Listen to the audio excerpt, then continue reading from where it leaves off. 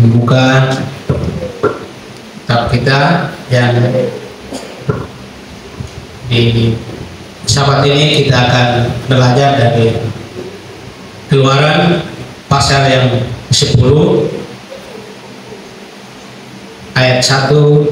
Kita akan membaca dari ayat 1 sampai dengan ayat yang keempat. Tadi sudah dibacakan dan coba kita akan membaca. Kita baca dari ayat 1 sampai ayat yang keempat. Nah, saya akan bacanya. Bagi kita, Bapak Ibu boleh membaca di dalam kitab masing-masing. Itulah belalang.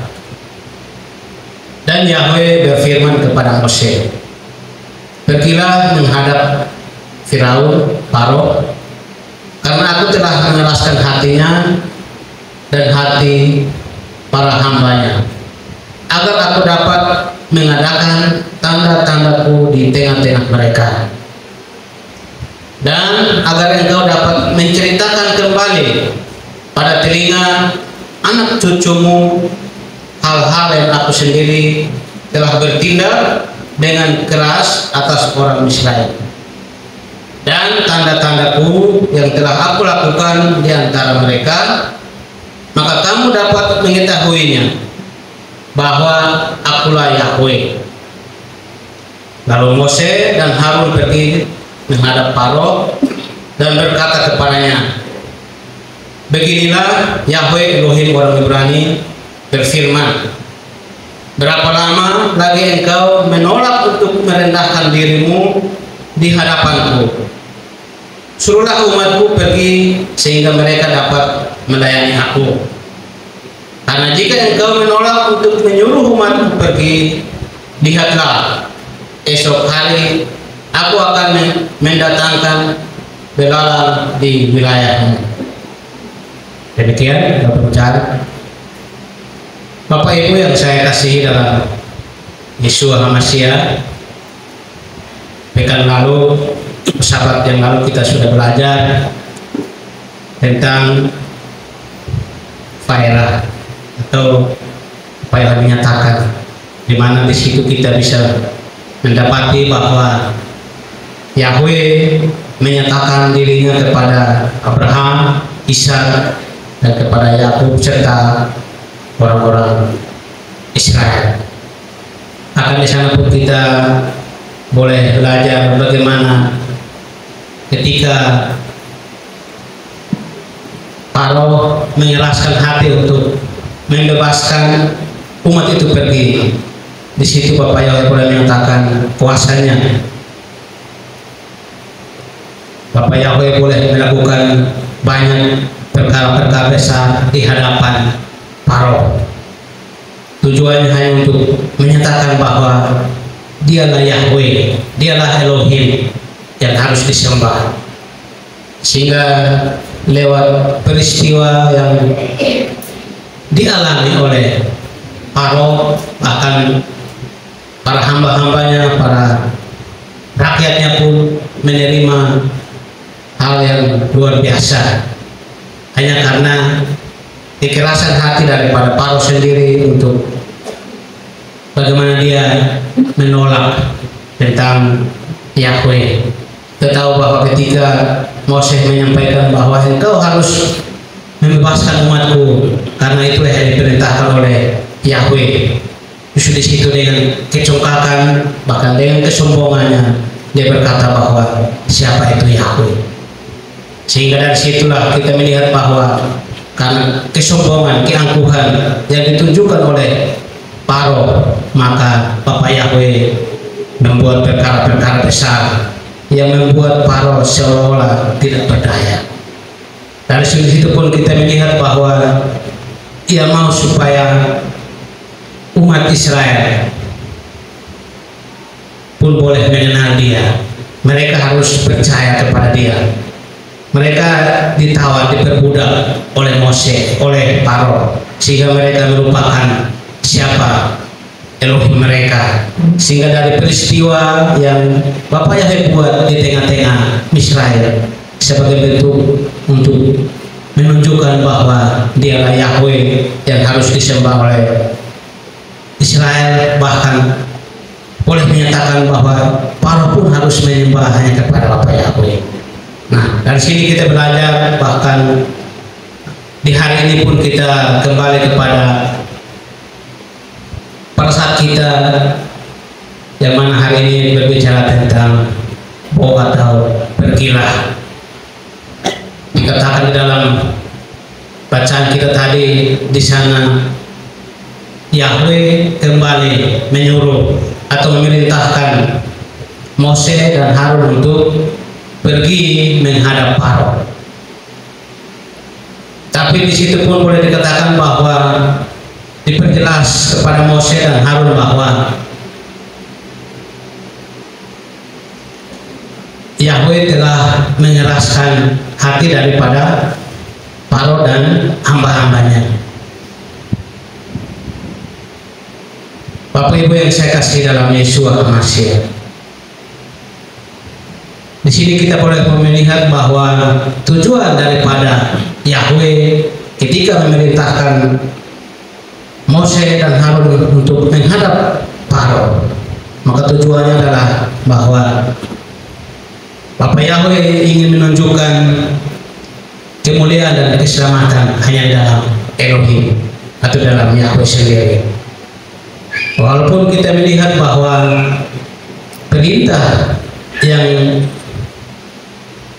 ingin mereka sampaikan kepada Paro sudah dijelaskan bahwa tujuannya hanya untuk meminta agar Paro melepaskan umat itu sehingga mereka bisa pergi untuk beribadah.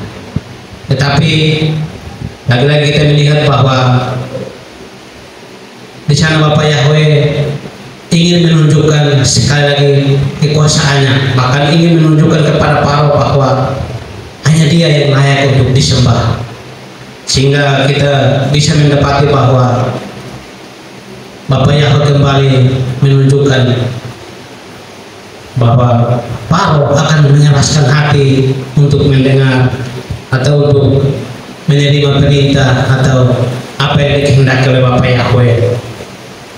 Bapak Ibu, kalau kita membaca di dalam kitab Keluaran, di sana kita bisa melihat bahwa peristiwa di mana Elohim menginginkan supaya umat itu bisa bebas, bisa keluar dan pergi untuk menyembah. Bahkan di sana kita melihat bahwa ada peristiwa yang boleh kita lihat bahwa seolah-olah terjadi peperangan, seolah-olah terjadi ada pertikaian yang luar biasa, di mana peristiwa-peristiwa yang kita lihat bahwa ada Yahweh dengan 10 tulah dan Paro dengan segala ilah-ilahnya. Paro tidak berdaya, boleh menunjukkan bahwa Paro tidak bisa berbuat apa-apa. Tetapi di situ kita melihat bahwa di situ Bapak Yahweh ingin menunjukkan bahwa hanya Bapak Yahweh yang layak disembah. Ingin menunjukkan bahwa Paro tidak ada apa-apanya. Paro tidak bisa berbuat apa-apa tanpa Bapak Yahweh. Sehingga dari situ kita melihat bahwa seolah-olah Bapak Yahweh sedang mempermalukan Paro. Bapak Ibu yang saya kasih dalam Yeshua HaMashiach, kita adalah orang-orang yang beruntung karena seluruh hidup kita berada dalam kasih karunia Tuhan. Tetapi begitu banyak orang yang merasa jauh daripada Bapak Yahweh. Ia merasa bahwa ibadah itu tidak penting, ia merasa bahwa persekutuan itu tidak penting, sehingga ia nyaman dengan keadaan menjauh daripada Bapak Yahweh. Kita tahu bahwa ketika kita hidup jauh daripada Bapak Yahweh, kita tidak berdaya, sehingga kita perlu hidup bersekutu dengan Tuhan. Bangsa Israel ketika Bapak Yahweh memerintahkan supaya mereka bisa melihat perbuatan-perbuatan dahsyat. Tuhan memerintahkan supaya mereka pun bisa melihat karya-karya Bapa Yahweh. Tujuannya adalah supaya membuat mereka itu mengasihi Tuhan. Artinya bahwa tanpa Tuhan mereka tidak akan bisa berbuat apa-apa. Sehingga kalau kita merasa bahwa hari ini kita merasa bahwa ketika kita jauh dari Tuhan, kita merasa bahwa kita aman-aman. Artinya bahwa saat ini hidup kita sedang bermasalah. Karena ketika kita hidup jauh daripada Tuhan, maka setan sedang mengintai kita. Artinya bahwa dia akan berusaha untuk menarik kita. Sehingga ya tidak kita sadari ketika kita tidak dekat dengan Tuhan, bahkan membuat hidup kita merasa tenang, merasa nyaman. Artinya bahwa kita sedang berada jeratnya daripada si setan. Sehingga kita perlu hidup bersekutu dengan Tuhan. Kita percaya bahwa tanpa Tuhan kehidupan yang kita jalani itu akan sia-sia. Bahkan kita boleh bersyukur bahwa hari-hari ini kita semakin diingatkan untuk kita hidup bersekutu dengan Tuhan. Karena ketika kita jauh daripada Tuhan, maka kehidupan yang kita jalani itu akan sama dengan kehidupan dunia. Kita tahu bahwa kehidupan dunia adalah kehidupan yang bebas. Dia tidak mau diatur, dia tidak mau dikekang, sehingga itulah yang membuat orang untuk semakin mencintai yang namanya kehidupan dunia. Tapi kita adalah anak Bapa Yahweh, yang mana kita mau hidup terus bersekutu dengan Bapa Yahweh. Dari sini kita mau belajar Bapak daripada firman yang tadi kita sudah baca, maka saya akan mengajak kita untuk kita belajar beberapa poin yang akan kita pelajari bersama. Poin yang pertama dari bacaan kita tadi adalah bahwa tujuan daripada tulah-tulah itu, dan di sana pun ada pemeliharaan daripada Bapa Yahweh. Di dalam ayat yang pertama tadi, ayat yang kedua dikatakan bahwa Bapa Yahweh memerintahkan Mose dan Harun, bahwa pergilah kepada Faro, karena aku telah mengeraskan hatinya. Dari sini saja kita bisa melihat bahwa berita yang ingin mereka sampaikan kepada Faro, Bapa Yahweh memberitakan suatu berita, tetapi dipertegas dari situ bahwa aku telah mengeraskan hatinya. Artinya bahwa ini adalah bukan suatu berita yang baik. Dan bahasa sederhananya adalah bahwa Tuhan ingin mengatakan kepada Musa bahwa pergi kepada Faro, karena dia tidak akan mendengarkan apapun yang kamu katakan. Artinya bahwa di situ kita melihat bahwa kalau dia tidak mau mendengar apa yang kita katakan, untuk apa Bapa Yahweh memerintahkan untuk kami pergi? Bukankah dia tidak akan mendengarkan apa yang akan kami katakan? Apa yang kami mau buat? Apakah dia akan mendengar, sedangkan hatinya sedang dikeraskan oleh Bapa Yahweh? Tetapi kembali kita melihat bahwa di sana kita tahu bahwa yang memerintahkan itu adalah Yahweh, maka Yahweh itu akan berdaulat. Bahkan dia sedang memegang kendali, maka dia boleh mengutus Mose kepada Faro. Di sana kita akan melihat bahwa bagaimana kedaulatan daripada Elohim tidak akan melemahkan tanggung jawab yang akan dilakukan oleh Mose, tapi justru sebaliknya bahwa kedaulatan daripada Bapa Yahweh akan menetapkan tanggung jawab yang akan dikerjakan oleh Mose dan Harun. Sehingga di sana kita mau melihat bahwa kedaulatan dan tanggung jawab daripada Mose seolah-olah akan dikuatkan. Nah, kalau kita membaca di dalam ayat yang pertama, di sana dikatakan bahwa bukan hanya Faro yang Tuhan keraskan hatinya, tetapi justru para hamba-hambanya pun dikeraskan hatinya oleh para Bapa Yahweh.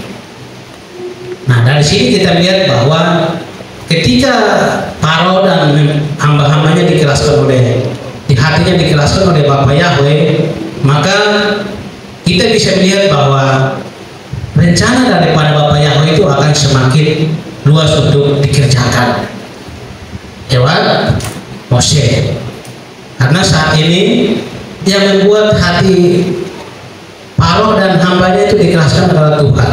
Maka di situ Bapak Yahweh ingin menunjukkan bahwa Dia akan membuat tanda-tanda yang boleh dilihat oleh Paro, yang boleh dilihat oleh hamba-hambanya. Bahkan Mose dan Harun pun akan menyaksikan tanda-tanda yang akan dibuat oleh Yahweh. Sehingga kita melihat bahwa di sana Tuhan ingin menunjukkan bahwa ada perkara besar yang ingin dilakukan oleh Bapak Yahweh supaya dilihat oleh Paro, bahkan hamba-hambanya serta Mose dan Harun.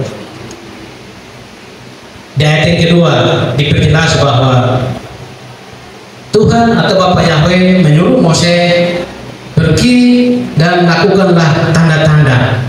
Tujuannya dijelaskan bahwa agar generasi berikut dapat diberitahukan tentang keajaiban dan kedahsyatan daripada Bapak Yahweh. Jadi tujuan ketika Bapak Yahweh mengenaskan hati Paro supaya dia bisa melakukan berbagai macam tanda, salah satunya adalah bahwa Paro pun bisa melihat, bahkan hamba-hambanya pun bisa melihat, bahkan Mose dan Harun pun bisa melihat tanda-tanda itu, sehingga mereka bisa menceritakan tentang keajaiban dan kedahsyatan daripada Bapak Yahweh sendiri, sehingga generasi-generasi mereka atau anak cucu mereka pun boleh melihat, boleh mengenal dan boleh percaya bahwa Yahweh Elohim lah Yahweh yang harus mereka sembah dan mereka percaya. Yang ketiga yang kita bisa lihat di situ adalah bahwa Bapak Yahweh ingin melakukan itu supaya Israel, bahkan Paro sendiri pun boleh mengenal Bapak Yahweh. Karena kita tahu bahwa Paro sedang menganggap dirinya atau bahkan dia sudah menyamakan dirinya dengan Elohim. Bahkan dia adalah inkarnasi daripada dewa-dewa daripada orang Israel. Sehingga ketika Bapak Yahweh ingin melakukan mujizat atau melakukan tanda-tanda yang akan dikerjakan di hadapan mereka, tujuannya adalah bahwa ia mau supaya Paro pun mengetahui, bahkan Paro pun harus percaya bahwa hanya Elohim orang Israel lah yang harus disembah. Bahkan ingin menunjukkan bahwa orang Israel itu sendiri perlu tuntunan daripada Bapak Yahweh. Jadi kita melihat bahwa mujizat atau tanda-tanda yang ingin Bapak Yahweh kerjakan di hadapan Paro ketika dia mengeraskan hati Paro beserta dengan pelayan-pelayan, bahkan di hadapan Mose dan Harun, adalah bahwa mereka semua itu mau atau mereka semua harus melihat bahwa hanya Bapak Yahweh atau Tuhan yang orang Israel yang harus disembah oleh orang Israel, bahkan orang-orang dari Mesir sendiri di bawah kekuasaan dari Paro. Bapak Ibu yang saya kasih dalam Yeshua Masih, sehingga di situ kita melihat bahwa begitu banyak tanda yang Bapak Yahweh kerjakan di hadapan Paro dan Mose pada saat itu. Poin yang kedua adalah bahwa di sana kita bisa melihat bahwa ada kemurahan hati Bapak Yahweh yang akan dinyatakan dalam setiap peringatan-peringatannya. Kalau kita membaca dalam ayat yang ketiga dan seterusnya, di situ kita bisa melihat bahwa ketika Mose dan Harun menyampaikan suatu peringatan, dan peringatan itu adalah dasarnya bahwa Tuhan ingin atau Tuhan akan menghancurkan Israel, Tuhan akan menghancurkan Mesir dan Paro, dan yang diinginkan atau yang diharapkan oleh Bapak Yahweh adalah Paro itu harus merendahkan diri dan melepaskan umat itu supaya mereka bisa pergi untuk beribadah dan menyembah Elohim mereka. Bapak Ibu yang saya kasih dalam Yeshua HaMashiach, kita boleh melihat dalam pada saat kita dari pekan kemarin bahkan sampai hari ini pun kita bisa mendapati bahwa dari tulah-tulah yang dibuat oleh Bapak Yahweh, dari tulah pertama sampai dengan tulah ketujuh, di situ sudah menunjukkan bahwa kehancuran yang dialami oleh Faro dan bangsa Mesir itu adalah kehancuran yang luar biasa. Bahkan tulah yang terakhir ada hujan es pun di situ menunjukkan bahwa pohon-pohon dan tanaman-tanaman yang hijau pun sudah hancur, sehingga sampai kalau tulah ke-8 itu Tuhan nyatakan, maka kita bisa pastikan atau kita bisa melihat di sana bahwa Mesir dan Faro itu akan hancur, karena apa yang mereka harapkan jika tumbuhan-tumbuhan hijau bahkan tanaman mereka itu habis, musnah. Artinya bahwa penyediaan atau untuk makanan minuman mereka pasti sudah tidak ada, sehingga ketika suatu peringatan daripada Mose yang ingin disampaikan kepada Faro, maka tujuan daripada peringatan itu adalah bagaimana hati Faro itu bisa bertobat. Dan tujuan daripada peringatan itu adalah bagaimana membuat hati Faro itu bisa luluh, sehingga bisa mendapatkan kemurahan daripada Bapak Yahweh. Tapi sana pun kita melihat bahwa peringatan dan peringatan demi peringatan yang disampaikan oleh Mose dan Harun seolah-olah itu tidak membuat hati Faro itu untuk melunak, tapi dikatakan bahwa Bapak Yahweh telah mengeraskan hatinya. Nah, dari sana pun kita bisa dapati bahwa ketika Bapak Yahweh ingin bermurah hati, dan hanya satu yang ingin Bapak Yahweh inginkan daripada Mose daripada Faro adalah bagaimana dia mau berbesar hati untuk merendahkan dirinya. Nah, ketika Faro boleh merendahkan dirinya di hadapan Bapak Yahweh, maka di situ pun kemurahan Bapak Yahweh akan terjadi. Mungkin ada pertobatan yang ditunjukkan lewat kerendahan hatinya, maka kita bisa melihat bahwa pemulihan itu akan dikerjakan. Tapi justru di sana kita melihat bahwa hati Faro masih dikeraskan. Poin yang ketiga yang kita bisa pelajari bersama adalah bahwa kedaulatan daripada Bapak Yahweh itu ditunjukkan lewat sikap daripada hati Faro. Di sana kita bisa membaca di dalam ayat yang ke-6 sampai dengan ayat yang ke-11 kita dapati di sana bahwa ketika Mose dan Harun menyampaikan bahwa Faro itu harus merendahkan diri, karena ketika Faro tidak merendahkan diri di hadapan Bapak Yahweh, maka konsekuensi yang akan diterima adalah bahwa mereka akan dihukum dengan belalang. Nah, karena kita melihat bahwa mereka sudah tidak berdaya, bangsa ini sudah hancur, maka walaupun Bapak Yahweh telah mengeraskan hati mereka, tetapi mereka sudah melihat tanda-tanda yang Bapak Yahweh buat, sehingga sana kita melihat bahwa para hamba-hamba daripada Faro ini seolah-olah mau mendesak Faro supaya sudahlah kita melepaskan mereka. Untuk apa kita menahan mereka?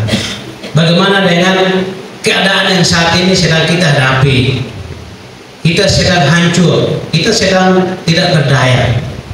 Itu mungkin bahasa yang sederhana yang dikatakan atau yang disampaikan kepada Faro, supaya Faro itu boleh merendahkan hatinya, mengharapkan belas kasihan, sehingga jangan sampai tulah ini terjadi. Sehingga dari sana kita melihat bahwa seolah-olah para hamba-hamba dari Faro ini ingin kompromi dengan Mose dan Harun supaya umat ini bisa pergi. Tapi karena mereka masih mengeraskan hati, sehingga seolah mereka ingin sudah kita membebaskan saja.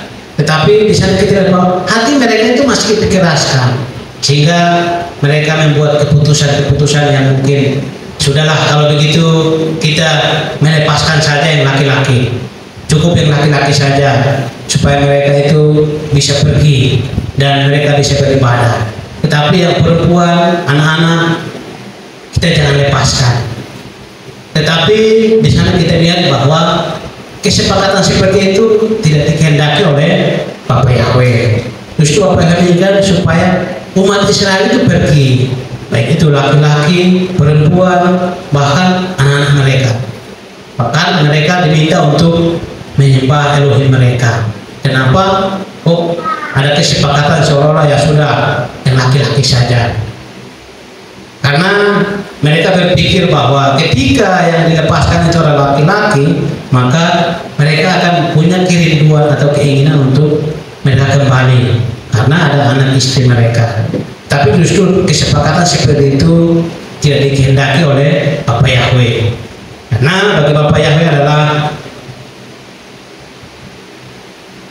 tidak mau berkompromi dengan dunia.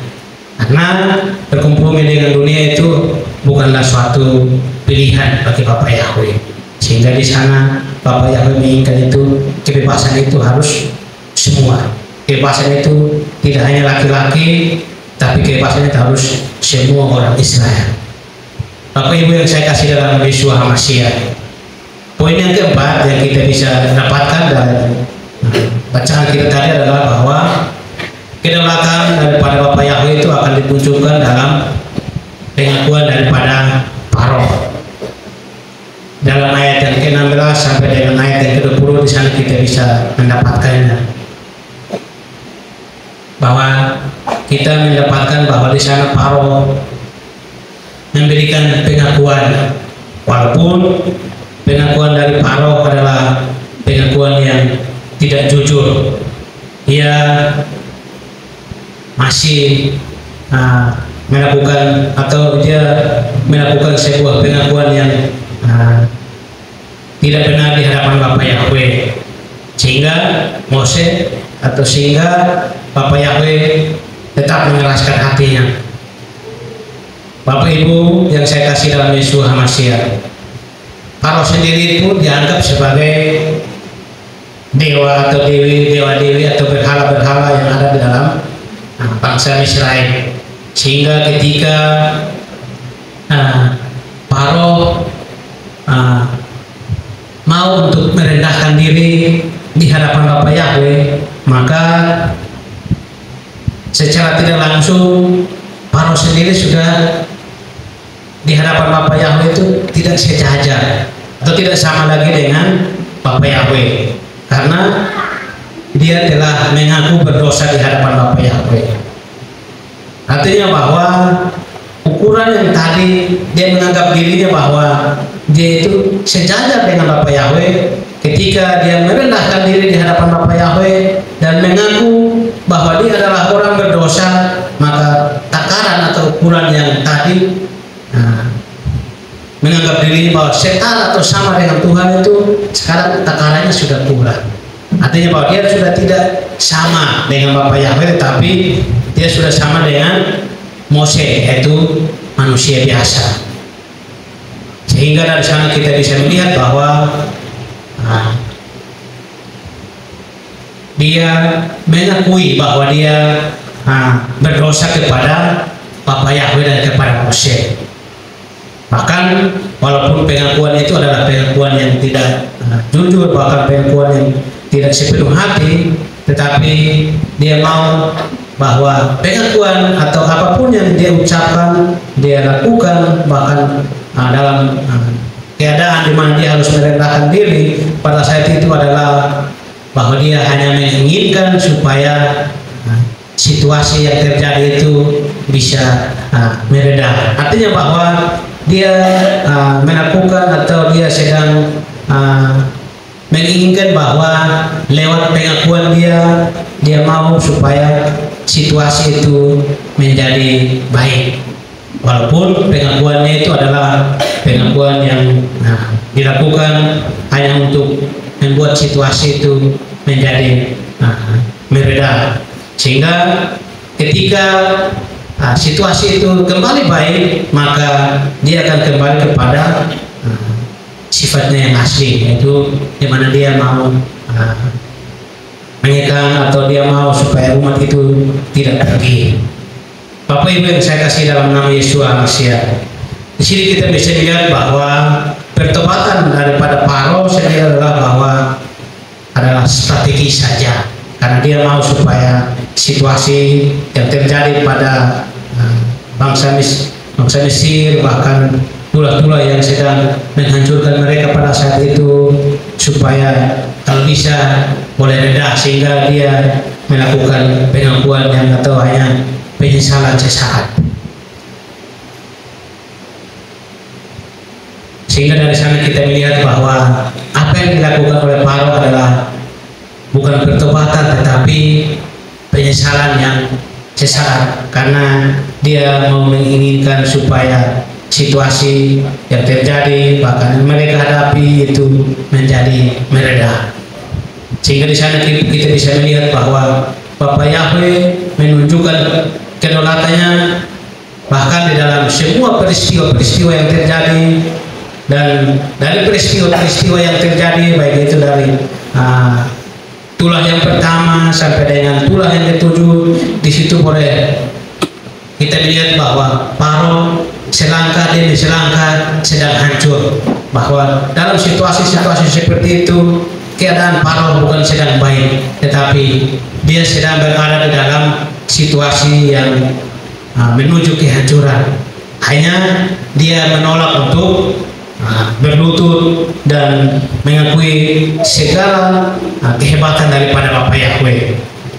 Tetapi di sana kita melihat bahwa lewat kekerasan hati yang ditunjukkan oleh Paro, bahkan lewat situasi yang saat itu mereka hadapi, di situ boleh mengingatkan dan bahkan boleh menceritakan bahwa kedaulatan Bapa Yahweh akan terus dikerjakan dan ditunjukkan kepada Paro sebagai bentuk daripada kekerasan hatinya, bahkan sebagai bentuk daripada kedaulatan Bapa Yahweh.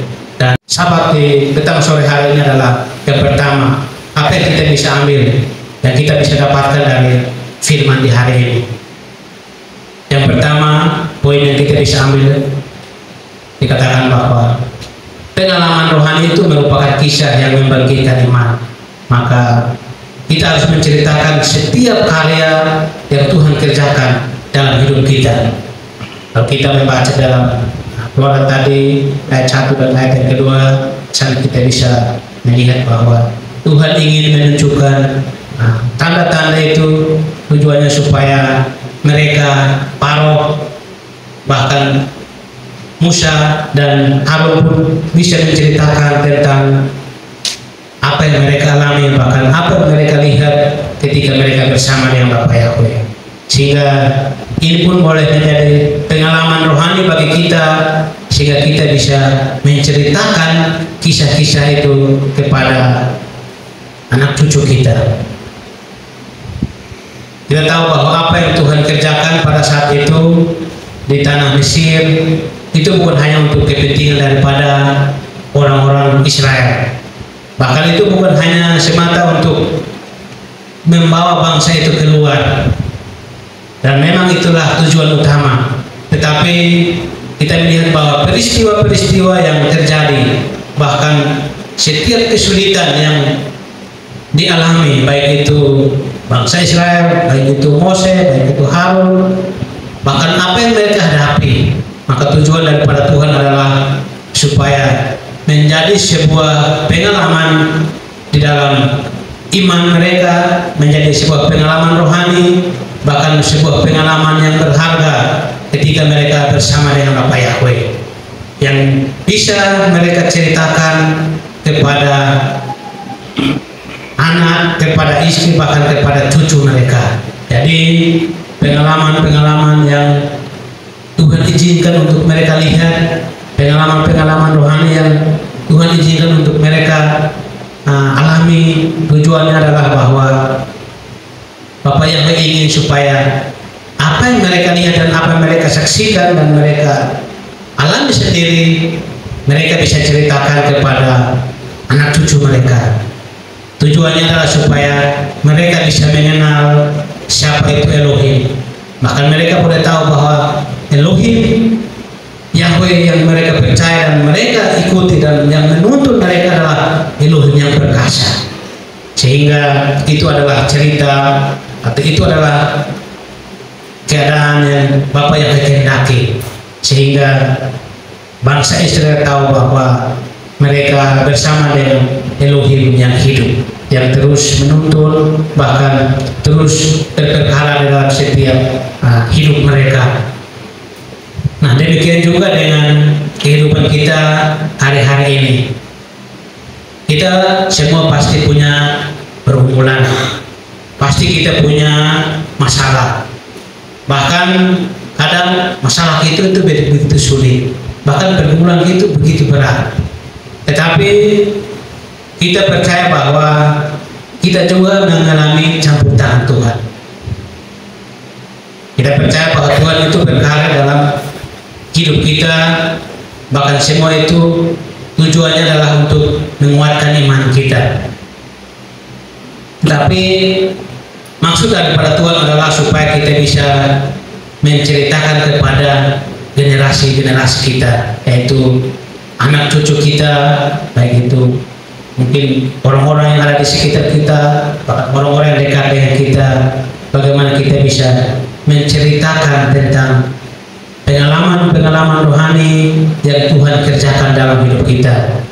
Kita pasti punya pengalaman-pengalaman rohani atau pengalaman iman yang berbeda-beda, sehingga pengalaman-pengalaman yang kita alami bahkan di mana Tuhan campur tangan dan Tuhan berkarya dalam setiap pengalaman itu atau setiap proses yang Tuhan buat dalam hidup kita, tapi kita mendapatkan kemurahan Bapa Yahweh, maka ceritakanlah itu kepada generasi-generasi kita, yaitu anak cucu kita, sehingga pun mereka pun boleh percaya bahwa Elohim yang kita percaya, orang tua kita, bahkan apa yang kita ajarkan itu boleh menguatkan iman mereka. Karena hanya lewat pengalaman-pengalaman rohani kita bersama dengan Tuhan, itu adalah pengalaman bagaimana kita mendapatkan campur tangan Tuhan, baik itu mungkin situasi-situasi hidup kita yang mungkin tidak baik, bahkan mungkin pergumulan yang cukup berat, tetapi ada campur tangan Tuhan, sehingga itu untuk menjadi sebuah pengalaman yang harus kita ceritakan kepada generasi-generasi kita. Atau mungkin kita merasa bahwa hidup saya baik-baik saja, sehingga apa yang saya mau ceritakan kepada generasi-generasi saya. Tapi kita percaya bahwa kita semua pernah mengalami campur tangan Tuhan dalam hidup kita. Tidak ada satu orang pun yang merasa bahwa dia tidak mengalami yang namanya pertolongan Tuhan. Sehingga apapun atau sekecil apapun pengalaman atau apapun yang Tuhan buat dalam hidup kita, kita layak untuk menceritakan itu kepada generasi-generasi kita. Kita boleh mendapatkan kesaksian yang diceritakan oleh para mempelainya Pak Kris kemarin, bahwa begitu banyak hal-hal yang Tuhan buat dalam perjalanannya ketika dari Tanah Merah ke tempat tugas. Begitu banyak hal-hal yang tidak terduga, tetapi di situ pun Tuhan berperkara. Artinya bahwa kita semua pasti mengalami yang namanya pertolongan Tuhan. Maka Tuhan mau supaya apa? Menjadi kesaksian bagi generasi-generasi kita yang akan datang. Itu yang pertama. Yang kedua, yang kita bisa dapatkan daripada firman Tuhan di petang sore hari ini, di mana sebagian besar orang berpikir bahwa segala sesuatu itu berada di dalam tangannya. Bapak Ibu, ketika seseorang itu memiliki sebuah, atau ketika seseorang itu diberikan tanggung jawab, mungkin itu berupa jabatan, baik itu berupa mungkin kekayaan, harta, atau apapun bentuknya, seringkali orang-orang seperti itu merasa bahwa segala sesuatu itu ada dalam tangannya, sehingga dia akan berbuat sesuka hati karena dia merasa bahwa saya punya ini, saya punya kekuasaan, saya punya uang dan segalanya, sehingga apapun yang dia kerjakan itu sesuka hati. Nah, ini pun adalah gambaran dan cara berpikir daripada Paro. Kalau kita membaca di dalam ayat yang ke-10 di sana pun, di pasal 10 ayat 10 di sana juga jelas bahwa Paro berkata kepada mereka, biarlah terjadi bagimu Yahweh besertamu sekiranya aku melepaskan kamu dan anak-anakmu pergi. Artinya bahwa di sana kita melihat bahwa Paro menganggap dirinya itu adalah Tuhan, sehingga dengan kata-kata yang dia keluarkan, ia ingin menunjukkan bahwa ia sedang berkuasa atas bangsa Israel, dan dia mulai berpikir bahwa saat ini kekuasaan itu ada di tangannya, sehingga dia merasa bahwa dia bisa mengatur segala sesuatu. Maka perkataan itu pun boleh dikeluarkan daripada mulutnya, sehingga di sana dia berpikir bahwa seolah-olah dia mau ketika dia membiarkan orang Israel pergi, maka Tuhan akan memberkati mereka. Tetapi ketika dia tidak mengizinkan, berada dalam kekuasaannya. Namun dari peristiwa ini kita bisa tahu bahwa yang mengontrol segala sesuatu bukanlah Paro, tetapi yang mengontrol segala sesuatu adalah Yahweh Elohim orang Israel. Bahkan tulah yang diberikan kepada Paro, bahkan Bapak Yahweh boleh menjelaskan hati daripada Paro, tujuannya adalah hanya untuk menyatakan kemuliaan daripada Bapak Yahweh itu sendiri. Nah, sebagai orang percaya, kita harus ingat bahwa segala sesuatu yang terjadi di dalam hidup kita itu ada dalam kontrolnya Bapak Yahweh, bukan di dalam kontrolnya kita. Seringkali kita merasa bahwa sesuatu yang terjadi dalam hidup kita itu adalah kecelakaan. Itu yang kita seringkali kita pikirkan, bahwa segala sesuatu yang terjadi itu adalah kecelakaan. Namun kita tidak ingat bahwa Tuhan itu tahu segala sesuatu. Yang punya rencana segala sesuatu adalah Bapak Yahweh, sehingga dialah yang mengatur segala sesuatu. Kita pun seringkali kita punya rencana. Tidak ada satu orang pun yang hidupnya tidak ada rencana. Kita semua pasti punya rencana. Apapun yang akan kita kerjakan, atau mungkin masa depan kita seperti apa, kita semua pasti punya rencana. Tapi kita harus ingat bahwa kita tahu bahwa yang mengatur segala rencana, bahkan yang membuat segala rencana itu bisa berhasil adalah Bapak Yahweh. Sehingga jangan sampai kita menjadi orang-orang yang sombong, orang-orang yang angkuh, sehingga kita merasa bahwa segala sesuatu ada dalam kendali kita.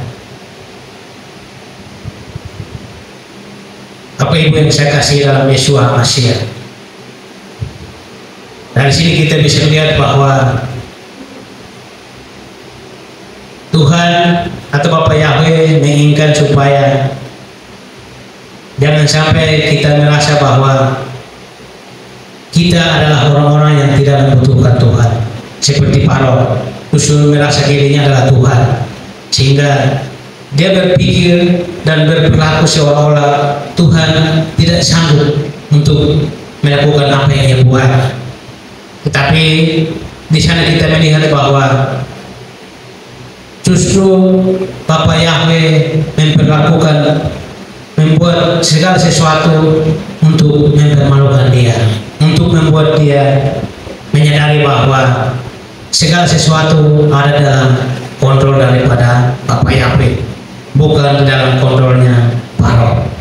Nah, kita pun harus menyadari itu bahwa kita punya rencana. Bahkan jangan sampai kita merasa bahwa segala sesuatu karena kita punya harta, kita punya jabatan, kita punya kedudukan, membuat kita merasa bahwa kita yang mengatur segala sesuatu. Ingat bahwa yang mengatur segala sesuatu adalah Bapa Yahweh. Yang ketiga yang kita bisa dapatkan dalam firman Tuhan di petang sore adalah bahwa penyesalan itu tidak selalu sama dengan pertobatan. Kalau kita membaca dalam ayat yang ke-16 sampai dengan ayat yang ke-17, misalnya kita bisa mendapati bahwa apa yang dialami oleh Faro adalah penyesalan, bukan pertobatan.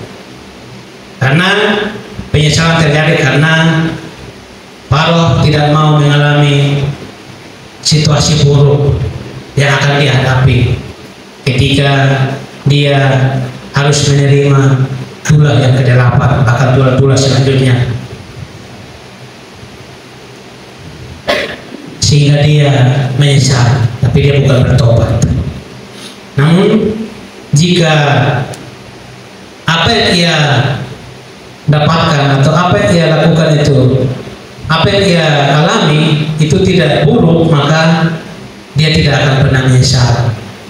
Artinya bahwa ketika tidak ada tulah yang akan terjadi, dan ketika Mose memerintahkan untuk dia merendahkan diri, maka dia tidak akan melakukan hal itu. Karena apa? Dia tidak akan mendapatkan dampak buruk daripada akan diterima. Sehingga apa yang ditunjukkan oleh Faro adalah bukan pertobatan, tetapi adalah penyesalan.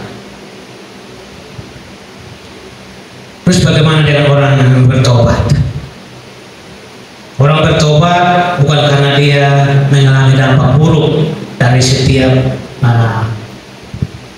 tetapi dia mendapatkan atau dia melihat kasih Tuhan di dalam hidupnya. Maka dia membenci dosa dan menjauh daripada dosa. Walaupun mungkin dosa yang ia lakukan itu menguntungkan dirinya, tetapi bagi dia adalah bahwa ketika dia sudah melihat kasih Tuhan, maka dia tidak mau hidup lagi dalam dosa itu. Itu adalah pertobatan. Sekali lagi, bahwa pertobatan adalah bahwa ketika orang itu bukan karena dia mendapatkan dampak buruk, tetapi karena di sana dia mendapatkan, dia telah melihat kasih Tuhan yang begitu luar biasa, sehingga membuat dia untuk malu dan tidak mau melakukan dosa lagi. Sebagai orang percaya, tentunya Bapa Yahweh menginginkan supaya kita bukan orang-orang yang menyesal, tetapi dia mau supaya kita menjadi orang-orang yang bertobat. Bukan karena kita telah mendapatkan hal buruk atau dampak buruk daripada dosa kita, tetapi semata karena kita mau untuk melakukan sesuatu yang kita tidak ingin, atau mungkin kita merasa bahwa kita tidak layak, bahkan kita merasa bahwa diri kita itu tidak pantas, dan kita merasa bahwa Tuhan itu mengasihi kita, sehingga kita tidak mau hidup dalam dosa. Bahkan kita merasa bahwa kita ingin menjauh daripada dosa, karena Bapak Yahweh mengasihi kita. Bapak Ibu yang saya kasih dalam Yeshua HaMashiach, kita tahu bahwa dosa itu tidak berkenan di hadapan Bapak Yahweh. Kita bertobat dan kita berbalik kepada Tuhan dan kita mengasihi Bapak Yahweh karena Dia tidak mencintai dosa, tetapi Dia adalah Bapak Yahweh yang penuh dengan kasih dan Dia membenci dosa, dan Dia mau supaya kita anak-anaknya hidup di dalam kasih Bapak Yahweh, dalam kemurahan Bapak Yahweh, bahkan bukan hidup di dalam dosa. Bahkan kita bisa melihat daripada cerita atau firman di hari ini, di sana pun boleh menggambarkan daripada kisah daripada Faro mengeraskan hatinya. Ini pun boleh menjadi gambaran bagi kita yang seringkali kita pun mengeraskan hati.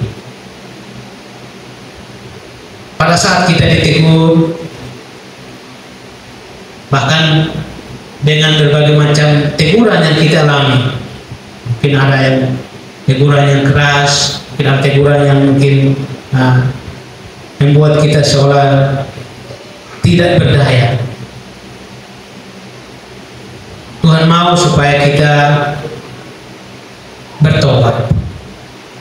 Bahkan ketika kita ditegur dengan sangat keras,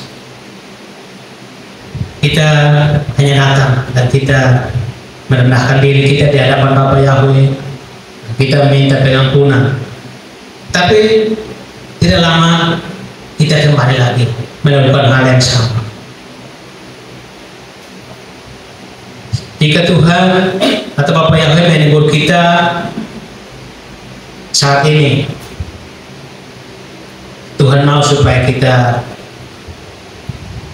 berubah, Tuhan mau supaya kita bertobat dan kita mengasihi Bapa Yahweh.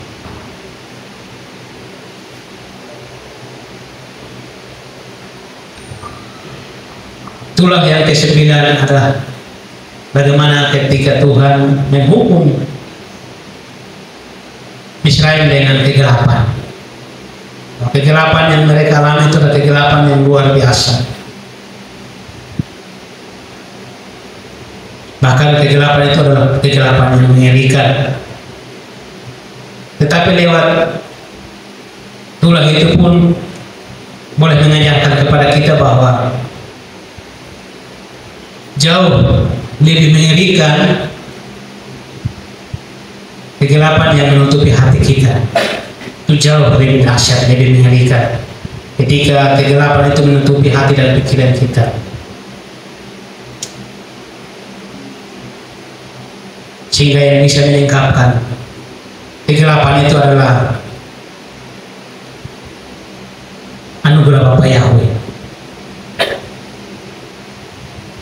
Karena kegelapan daripada hati kita itu membuat kita tidak bisa melihat cahaya kebaikan yang ada di sekeliling kita, karena hati kita itu sudah digelapkan oleh dosa-dosa kita, sehingga kita tidak mampu untuk melihat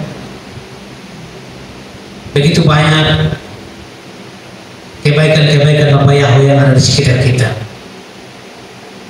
Bahkan kebaikan-kebaikan yang bukan hanya kita lihat, tetapi kita alami. Tetapi justru kekerasan hati lah yang membuat sehingga kita tidak bisa melihat kebaikan Tuhan. Akhirnya kita menjadi orang yang jauh daripada Bapa Yahweh. Nah, Tuhan mau supaya kegelapan atau kekerasan hati yang membuat sehingga kegelapan itu menutupi hati dan pikiran kita itu dirubah. Caranya bagaimana? Hidup di dalam Torah Bapa Yahweh. Hanya Torah Bapa Yahweh lah yang sanggup untuk menerangi kegelapan di dalam hati kita.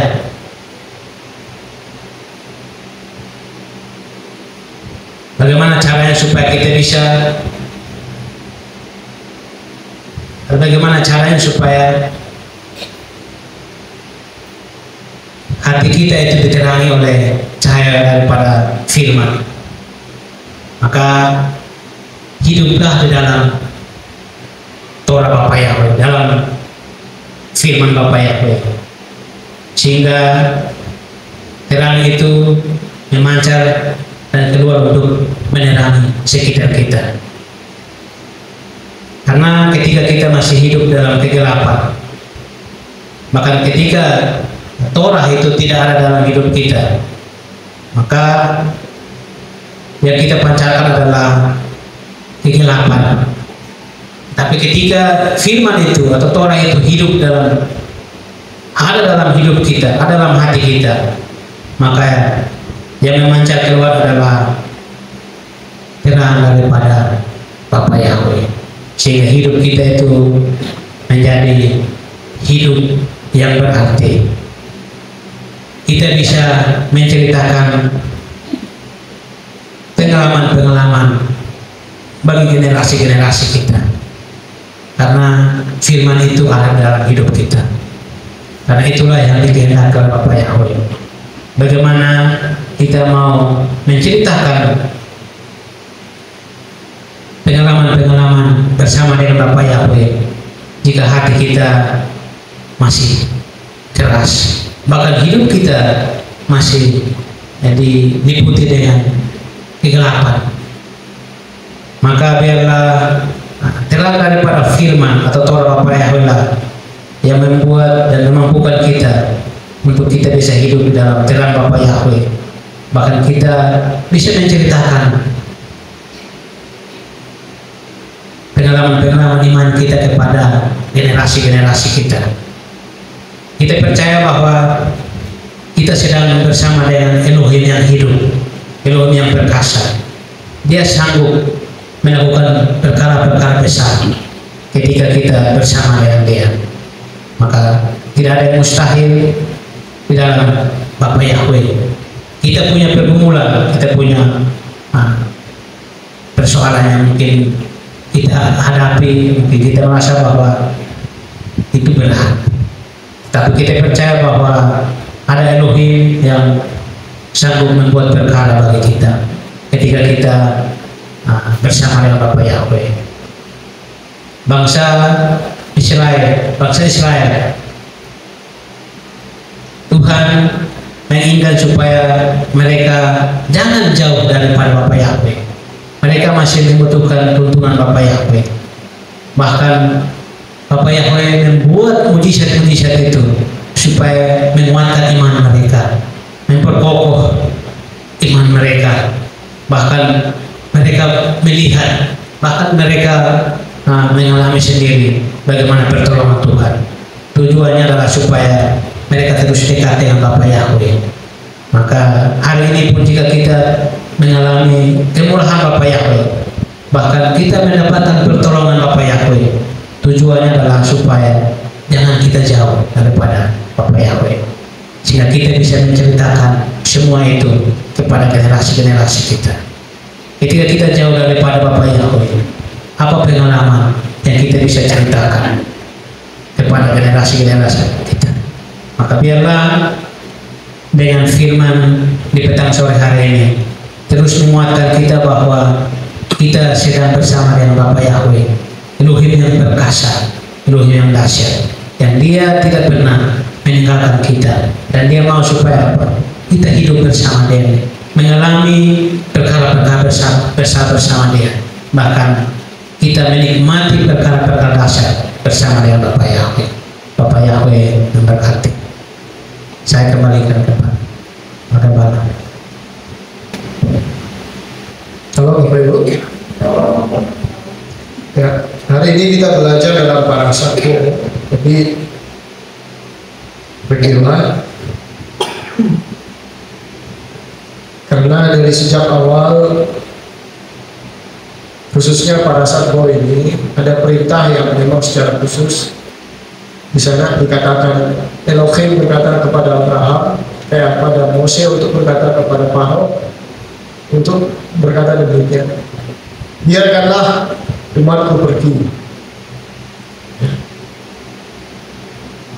Dari sini kita bisa tahu bahwa sebelum keselamatan terjadi, tapi kita sudah diajar apa arti dan tujuan dari keselamatan itu.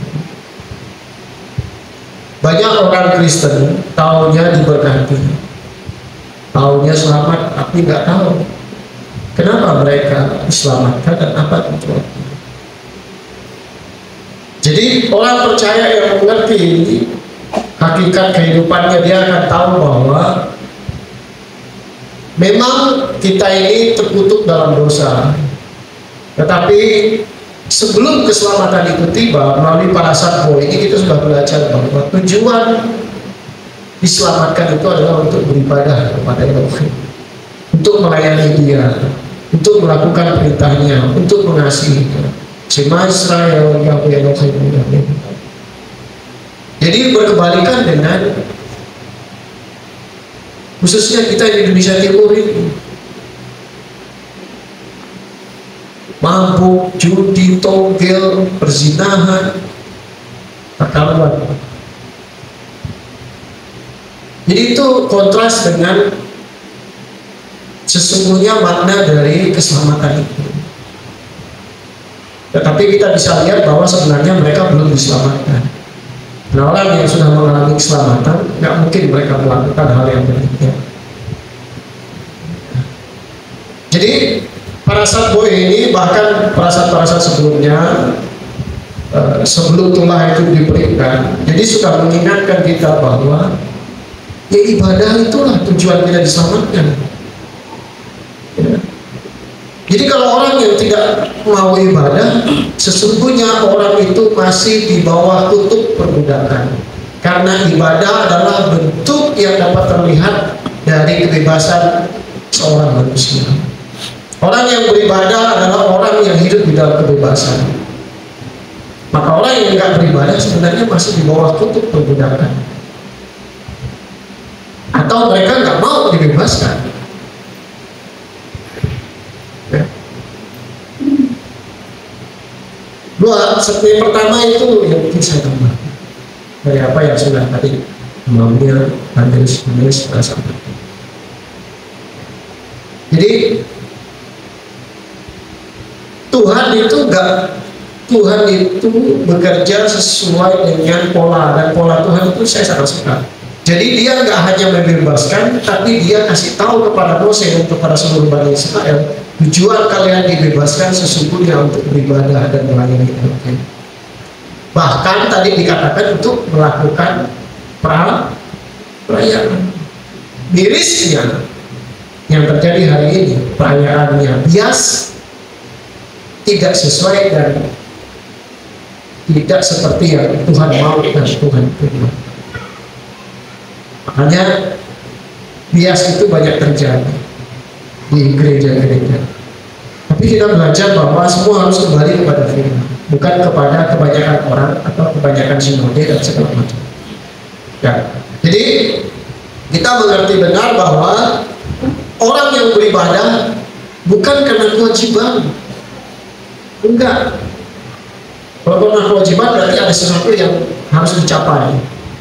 Ini bukan karena kewajiban, tapi karena bentuk kasih kita kepada Elohim. Karena kita punya alasan yang kuat, kita diselamatkan tujuannya untuk melayani Dia.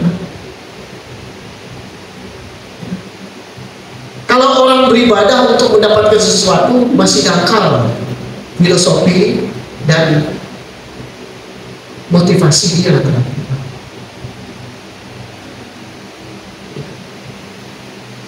Karena kebutuhan tertinggi dari manusia bukan makan minum, tapi keselamatan. Kita sedang menanti kebutuhan paling tertinggi umat manusia, itu redemption, penebusan akhir, kedatangan Mesias. Nggak ada yang lain. Firman-Nya sudah katakan yang lain itu dengar karat, bahkan engkau pun tidak bisa menjamin dirimu kapan matimu. Bahkan orang yang engkau kasihi pun bisa hilang.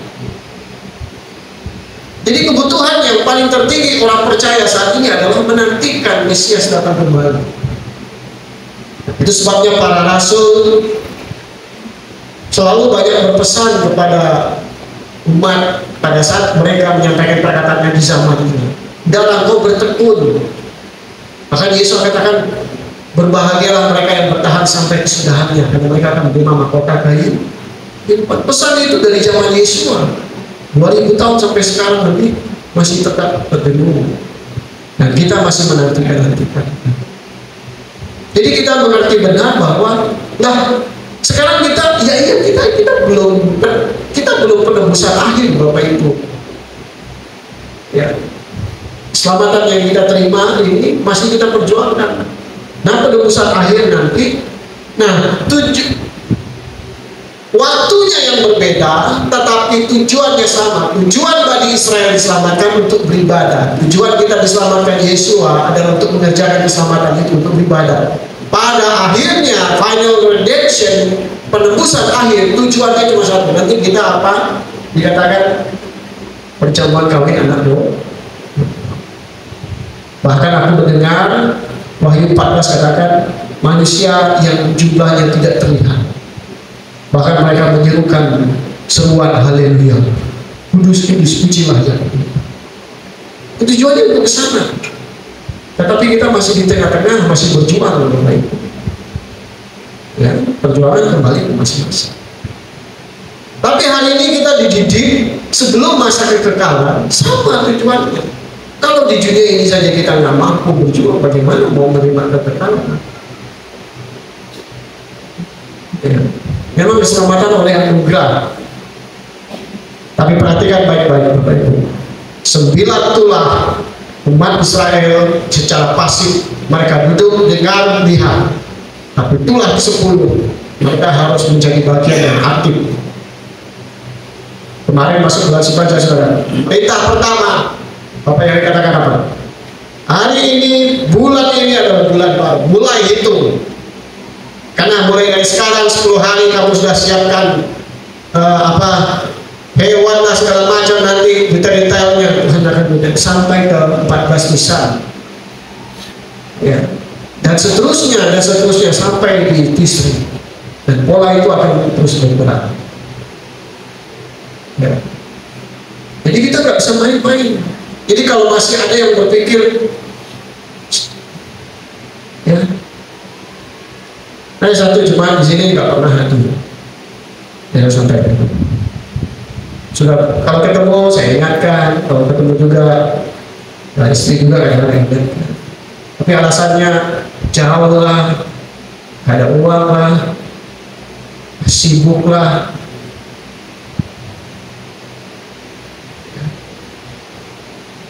Satu kali datang minta tolong doa, sakit, dan saya tahu itu usus budi. Sampai di rumah sakit harus dioperasi, tapi dokternya sampaikan cari darah untuk jaga-jaga saya, karena tidak dapat darah. Tapi dokter bilang tetap ya tidak apa-apa, bisa dioperasi. Tapi mereka nggak mau karena tidak ada darah. Jadi tidak bisa beroperasi. Hari itu saya lihat mereka, apa yang saya marah Bapak Ibu. Ini bentuk upah dari kalian malas beribadah. Dan saya, kalau orang lain ya, saya balas sendiri.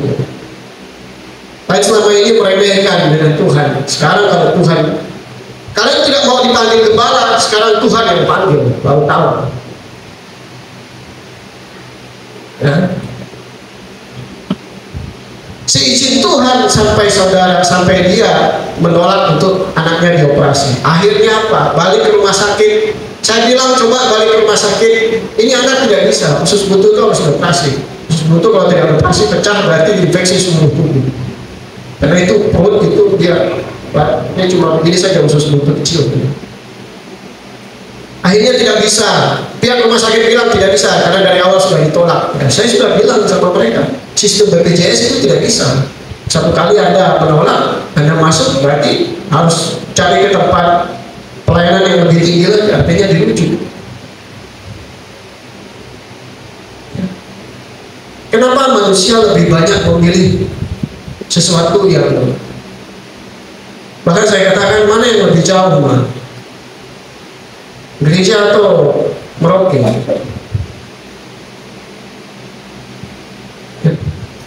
Padahal kalau mau dibilang, ya kita nggak berbangga, tapi saya bangga dalam pelayanan apa yang Tuhan percayakan. Datang saja, kalaupun nanti tinggal dibayar di sini, masih juga malas, pulang juga diantar juga. Tapi memang satu hal yang bisa saya tangkap bahwa kita nggak bisa maksain orang kalau bukan itu dari dirinya. Tetapi kasihannya adalah penderitaan pahit itu harus dialami dan harga yang dibayar jauh lebih besar. Saya katakan memang susah untuk mengikuti Yesua, banyak harga yang harus dibayar, tapi jauh lebih susah dan jauh lebih menderita di luar daripada Yesua.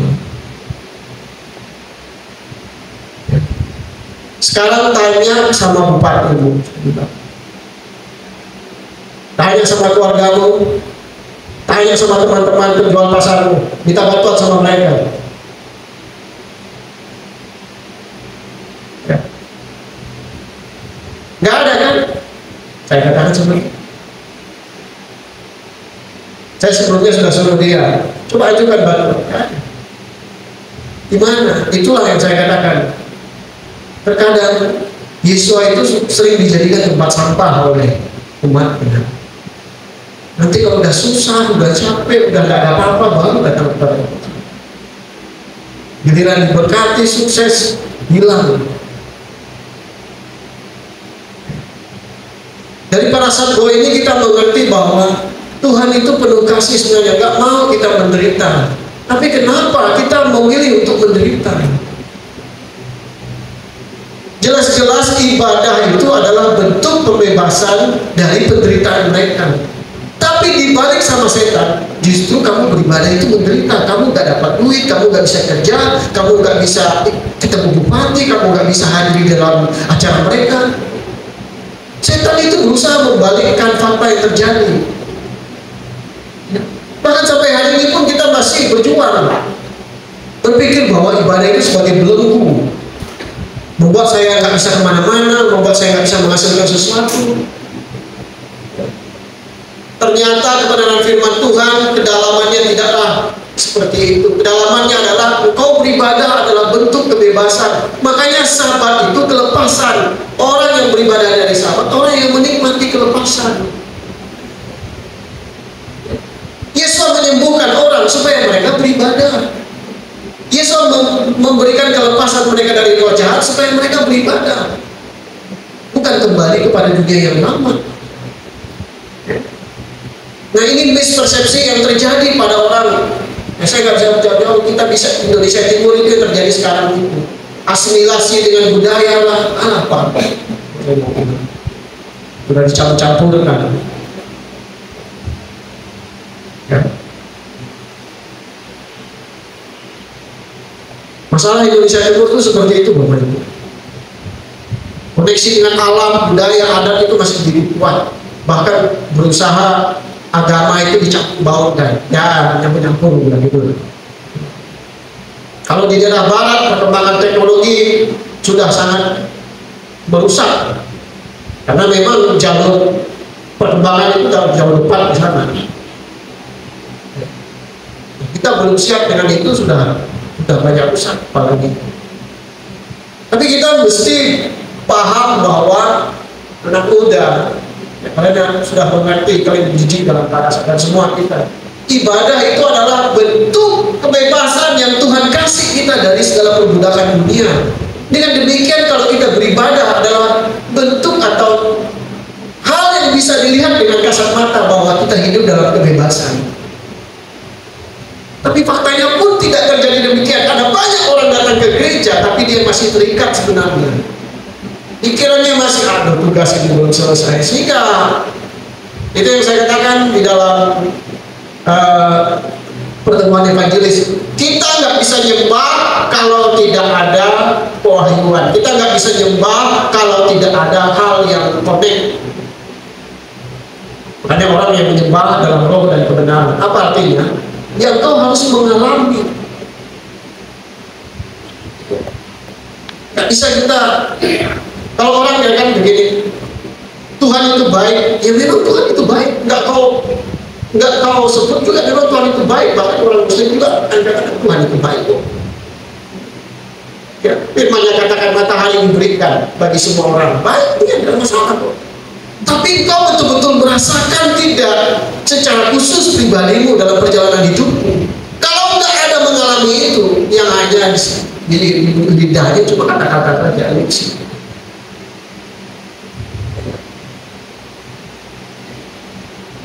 Jadi kenapa Anda dipercayakan 6 hari? Kenapa Anda dipercayakan 6 hari? Anda bergumul dengan kehidupanmu, Anda mengalami pribadimu dengan Tuhan, sehingga pada hari Sabat Anda ngerti betul. Luar biasa. Ya. Ayub itu diperbaharui dalam hubungannya dengan Tuhan. Dia dulu menyembah Tuhan berdasarkan, oh ya Tuhan baik, ya baik pada Abraham. Tapi peristiwa itu mengubahkan dia. Tuhan ingin Abraham, Ayub sendiri mengalami seperti apa Tuhan itu melalui peristiwa yang dia alami, bukan orang lain. Itu penting. Kenapa? Kalau ada dari diri kita, Tuhan kenapa saya mengalami begini? Tuhan ingin Wahyu itu datang mengalami peristiwa yang kau alami sendiri, bukan orang lain. Kalau orang lain berkata, ya itu kesaksian dia. Ya, tapi bagaimana dengan kita?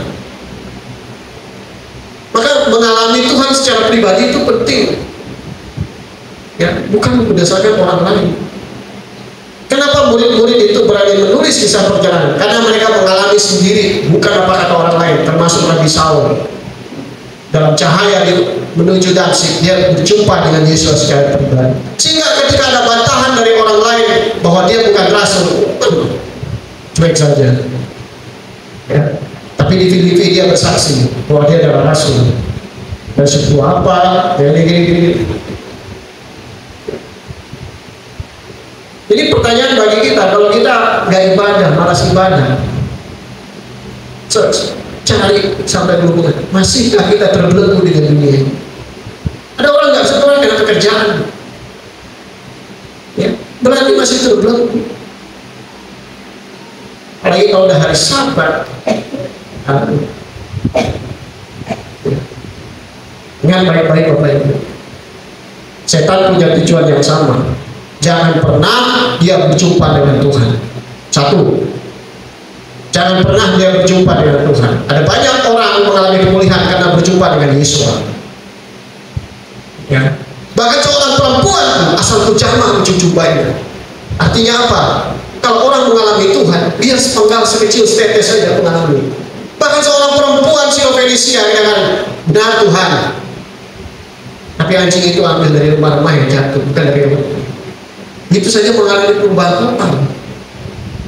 Karena setan tahu bahwa kalau orang berjumpa dengan Mesias, berjumpa dengan Elohimnya, maka pasti akan terjadi pembaharuan, maka pasti akan terjadi pemulihan, mukjizat, apapun itu terjadi. Maka satu yang dia pegang, satu doktrinnya, jangan pernah mereka beribadah. Itu strategi Paro. Yang kedua, kalaupun dia tetap beribadah, oke, kau boleh beribadah, tapi ingat balik lagi ke sini. Itu kan yang di dalam pasal berapa ya? Ya. Kamu oke lah kalau kamu beribadah, tapi jangan jauh-jauh ya. Artinya apa? Ya tidak apa-apa kamu ke gereja melayani, habis itu balik lagi ya kepada saya ya. Terikat lagi kepada saya, terikat dengan dosa, terikat dengan apa dan segala macam. Tidak apa-apa. Kamu ibadah jalan aja. Itu yang Yesus katakan, bibir dengan hati berbeda. Ya. Step 1, jangan pernah orang berjumpa dengan Tuhan. Kalaupun dia berjumpa, tarik lagi. Step yang ketiga, yang sudah kita baca tadi. Ya. Oke, kamu dengan laki-laki saja. Kalau setan tidak bisa mengubahkan seseorang, dia akan pakai manifest, dia akan pakai alat, tools. Dia tahu bahwa anggota keluarga yang tidak beribadah itu akan mempengaruhi orang yang tidak beribadah. Silahkan kamu laki-laki datang beribadah, balik lagi cuma istrinya yang tidak mengenal ibadah dan segala macam akan mempengaruhi. Adam dan Hawa yang sama-sama saja masih bisa bengkok. jalan mereka di hadapan Tuhan. Makanya firman Tuhan katakan apa? Jadilah pasangan yang seimbang. Itu penting. Kenapa Kehilat Menorah ini selalu menekankan keluarga. Karena Kehilat itu akan hancur kalau keluarganya hancur. Keluarga itu bahkan banyak orang berkata bahwa keluarga adalah lembaga pertama yang disahkan Tuhan, yang tidak Tuhan main-main. Tapi kenapa sekarang banyak keluarga hancur, rusak, kawin mengawin, ya? Dan itu harus menjadi pelajaran bagi kita. Jadi yang pertama, Bapak Ibu, saya ingin menambahkan bahwa mari kita dorong motivasi bahwa sesungguhnya aku beribadah dalam bentuk kebebasan, bukan terbelenggu. Jadi jangan berpikir bahwa aduh capek lah, habis duit lah, itu berarti masih ada belenggu-belenggu yang mengikat, sehingga membuat kita masih seret. Kalau dalam bahasa Ibrani katakan pasal 12, berlari tapi masih ada yang membebani, sehingga larinya nggak plong. Ya. Marilah kita menanggalkan beban. Ibrani katakan dosa yang merintangi masih tetap dibawa-bawa, sehingga jangan heran orang ke gereja keluar masuk ya, para misal katakan kamu masih anak-anak, masih suka makan susu, tidak suka makanan keras, ya. Jadi hilangkan keraguan bahwa beribadah. Kalau kita mengerti konsep ini, nggak perlu ada orang ingatkan ibadah lagi, sudah tahu. Kurang apa sih 6 dibanding 1? 6 hari Tuhan izinkan kita kasih bekerja segala macam. Bekerjalah, bahkan bekerjalah dengan sungguh-sungguh, karena itu perintah. Ya. 6 hari udah nggak kerja, hari ke-7 malas beribadah. Kalau kata pengusaha Bob Sadino, mati aja lah. Gak ada gunanya juga. Kerja udah malas, ibadah malas. Dia pikir bapaknya yang punya surga mungkin, yang dia bisa bayar. Ya. Itu yang pertama, Bapak Ibu. Ya. Jadi sebelum keselamatan itu dianugerahkan, artinya sebelum Israel keluar betul-betul dari Mitzrayim, Tuhan sudah menjelaskan kepada Mose, Harun dan Bani Israel, tujuan kamu diselamatkan adalah beribadah. Ya, biarlah umatku pergi kemana? Beribadah. Ya. Dan kita beribadah karena kita sudah diselamatkan. Ya. Bukan beribadah untuk minta mukjizat dari apa? Ya mungkin bagi beberapa orang yang masih belum mengalami kedalaman makna tersebut, ya oke, ada banyak. Tapi bukan, kalau kita sudah dewasa, tujuan kita beribadah bukan untuk mendapatkan sesuatu, tapi mempersembahkan sesuatu. Maka saya katakan di tempat ini, audiensinya itu yang terima persembahan itu Tuhan, bukan gembala, bukan worship leader, bukan jemaat. Ya. Ada semua kita tuh memberi di tempat ini.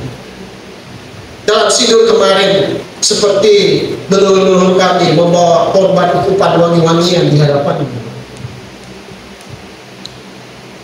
Ya. Yang kedua yang saya tambahkan bahwa dari para satbo ini kita belajar. Saya bisa pahami bahwa kenapa sih Tuhan tidak kasih bebaskan saja Bani Israel. Kenapa harus lewat tulah-tulah segala macam? Bukankah Tuhan bisa satu kali tebas Paro dengan semua Israel? Nyata kuncinya di Israel. Tuhan melakukan semua itu untuk Bani Israel, supaya mereka belajar apa dasarnya mereka diselamatkan, tujuannya untuk apa, kepentingannya apa. Lalu lewat pembelajaran daripada kekerasan Paro, mereka belajar. Sebenarnya Tuhan ingin mengatakan begini kepada Bani Israel. Kamu lihat, kamu pun tidak upahnya Paro kalau kamu Sodom sama kelakuannya, akan berakhir dengan kehancuran. Ya. Jadi kita jangan main-main. Bani Israel diingatkan satu pelajaran bahwa Paro yang begitu mengeraskan hati itu brutal akibatnya. Lalu kalau kita pelajari setelah mereka keluar dari tanah Gosen, mereka keluar dari Israel, mereka melawan, mereka memberontak, akibatnya sama dengan Paro.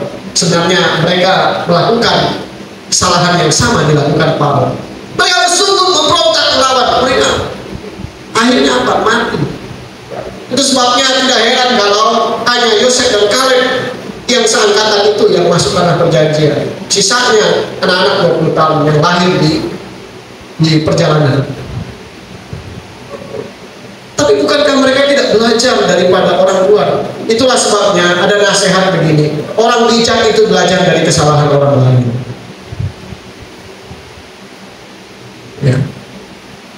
Orang benar itu belajar dari kesalahan itu sendiri. Orang bodoh itu bukan kesalahan saya. Itu orang bodoh itu seperti itu. Dia berpikir itu bukan kesalahan saya. Justru kita diingatkan hari ini, beginilah nasib orang yang melakukan hal yang sama yang Paro lakukan. Yang suka bermain-main dengan dosa. Saya katakan ya, bukan berarti seseorang melakukan dosa lalu dia aman-aman. Bukan berarti aman-aman hidupnya. Ya. Kita katakan, anggaplah itu sebagai kesabaran Tuhan. Tapi jangan pernah main-main kembali. Kalau engkau bisa bertobat, tetapi Tuhan tidak tegur, engkau bisa sadar sendiri, itu anugerah. Karena ada orang yang harus tempeleng dulu baru sadar. Tapi lebih banyak lagi udah ditempeleng, mungkin sudah mulai lega, balik lagi. Yang paling Paro alami kan begitu. Udah kena tulah, lalu tulahnya reda, lalatnya hilang dan segala macam, balik lagi. Kebiasaan kita begitu, seolah-olah rasa aman itu sebagai indikator kayaknya Tuhan baik ya sama saya. Padahal kita salah, hati nurani kita nggak bisa dibohong, lalu salah. Ya. Tapi berbahagialah kalau kita melakukan kesalahan, anugerah Tuhan masih ada dan kau sadar akan dosamu, ya bersyukurlah. Ya. Sebaiknya seperti itu, jangan sampai Tuhan pukul baru dia sadar. Ya. Nah, kenapa proses 10 tulang lambat, harus berhari-hari bolak-balik menghadap Firaun? Tujuannya untuk Bani Israel yang saya katakan tadi sebagai pembelajaran bagi mereka. Banyak hal yang harus mereka pelajari dari semua tulah-tulah ini. Saya katakan bahkan 9 tulah mereka cuma melihat, mendengar, dan mengikuti instruksi saya. Tapi tulah ke-10 mereka harus secara aktif ambil bagian dalam rancangan keselamatan. Mereka diam, mereka mati. Tidak mengoleskan berarti mati. Kalau sebelum-sebelumnya ya duduk manis saja ada perbedaan. Ya. Yang sangat kena di Gosen tidak kena, aman. Tapi tulah ke-10 mereka tidak terlibat, pasti mati. Karena firman yang katakan tidak ada pengecualian, termasuk tanah Gosen pun malaikat maut itu akan menghampiri di pintu-pintu. Selama tidak ada tanda darah itu, mati semua yang sulung di situ. Mau manusia mau hewan. Inilah yang menjadi bagian bagi kita. Kenapa Torah mengajarkan bahwa kita mengerjakan keselamatan itu bagian dari yang aktif, bukan pasif. Kebanyakan orang Kristen keselamatan itu pasif. Ya sudah, kita dibenarkan oleh karena Yesus. Sampai di situ selesai, mabuk, judi, dan mati, dan pendeta, gembala, dia sudah bersama Bapa di surga. Dia sudah bersama para kudus di surga. Sekali, rasanya nggak adil begitu. Di dunia ini sudah kita nggak adil, di surga pun nggak adil lagi. Aduh, ya. Bapak Ibu yang dari Papua, di surga tidak ada khusus, tidak ada afirmasi, tidak ada kekhususan, semua sama.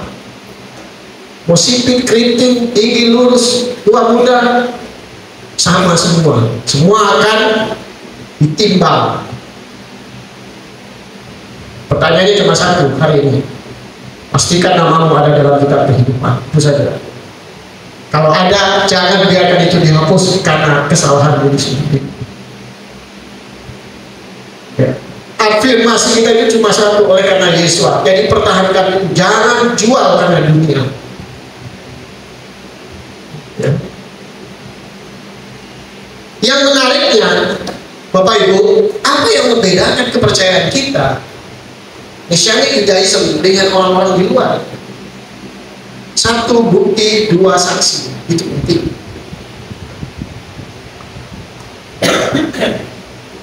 Bukti dan saksi itu. Kenapa Tuhan bekerja dengan Farao?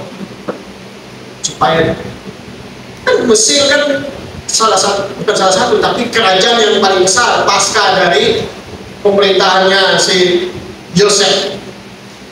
Karena semuanya mengalami degradasi, turun semua karena masalah kelaparan, dan hanya Mitzrayim yang naik bahkan menjadi savior, penyelamat. Karena semua orang larinya ke Mitzrayim semua, karena di sana ada gandum, ada bahan makanan. Karena ada orang yang Tuhan sudah tahu yang paling berhikmat, yang pada saat itu yang punya hati mencari Tuhan, yaitu Yosef. Ya. Tapi yang besar begitu Tuhan pukul sampai hancur. Ya. Jadi itu sebagai bukti bahwa supaya dunia tahu bahwa Israel memiliki Tuhan yang besar. Dan peristiwa terjadi pada tanah Israel itu didengar sama bangsa-bangsa. Itu dibuktikan kalau Anda baca nanti dalam perasaan nanti para imam membagikan berikutnya, itu bangsa-bangsa lain, suku-suku lain dengar, mereka ketakutan. Ya. Bahkan tembok Yeriko itu menutup diri. Saking mereka ketakutan bahwa Israel itu kalau disertai Tuhan, yang lain itu seperti belalang di hadapan Tuhan. Patah-patahan semua, nggak ada yang. Tapi ketika Israel meninggalkan Tuhan, mereka jadi tempe penyet di hadapan bangsa-bangsa. Gak ada apa-apanya mereka. Digiling sama bangsa-bangsa asing. Tuhan pakai bangsa asing untuk menggiling mereka. Jadi kalau masih ada yang meragukan bahwa Tuhan kita besar, ajaib, dahsyat, saya ingin menyampaikan bahwa alami sendiri lah kemahadahsyatan Tuhan itu. Gak usah tanya orang lain, alami sendiri Bapak. Jangan tanya kenapa saya mengalami masalah ini. Tujuannya Anda sendiri, tujuannya kita, supaya kau tahu seberapa besar Tuhanmu dan kau bisa menceritakan kepada orang lain. Mungkin orang itu tidak mengalami, nanti Tuhan akan berproses dalam hidupnya. Caranya Tuhan sendiri. Ya. Tapi hari ini kita secara gamblang sudah mendapatkan pewahyuan melalui firman bahwa Tuhan itu besar. Ya. Tapi kesaksian sering meneguhkan, bahkan kesaksian itu sebagai alat meneguhkan bahwa firman itu ya dan amin. Sehingga orang bersaksi, ya memang betul. Kalau kosong saja dibelah, kenapa harus takut dengan permasalahan hidupmu? Engkau khawatir dengan nasi periuk 5.000 orang saja dipelihara Tuhan, dikasih makan Tuhan. Kenapa kita enggak? Ya. Saya waktu awal-awal kuliah di Jakarta karena keterbatasan, ya. Jadi saya pagi itu cuma sarapan telur direbus dengan roti dengan selai, udah itu aja. Sampai jam 6 nanti baru boleh makan. Hanya untuk bertahan. Ya. Karena di awal-awal kuliah itu habis-habisan biaya. Mau merepotkan orang tua juga punya beban dengan adik-adik semua. Tidak. Tapi Tuhan tidak pernah meninggalkan orang yang mengasihinya. Ya. Jadi Bapak Ibu yang dikasih Yesus, ini kita belajar bahwa kalau bukti itu Tuhan sampaikan, jangan pernah meragukan. Jangan jadi Thomas yang harus ditunjukkan dulu. Ya. Pegang, cucuk, supaya kau percaya. Ya. Hilangkan kekhawatiran. Belajarlah kita menjadi orang-orang yang percaya. Kenapa kita dipanggil orang percaya? karena kita hidup dari iman. Ya, baliknya di sini seolah-olah bahwa Tuhan mengancam Faro, tapi sebenarnya tidak, Bapak Ibu. Tuhan mengingatkan Faro akan konsekuensi, ya, kebebalan dia kalau dia melawan. Faro adalah contoh yang buruk, seorang leader yang lebih mementingkan egonya daripada kemaslahatan orang banyak. Sudah jelas-jelas di bawah itu sudah kasih masukan, biar sudah, ya, lepaskan mereka sudah. Ini kita sudah mau habis, binasa. Tapi Faro yang egois lebih mementingkan dirinya, egonya, karena wibawanya. Ada banyak orang yang seperti itu. Ada banyak pelayan, ada banyak pemimpin, ada banyak gembala, siapapun itu kalau dalam rohani nggak mau direndahkan. Karena kalau saya direndahkan, martabat saya rusak nanti.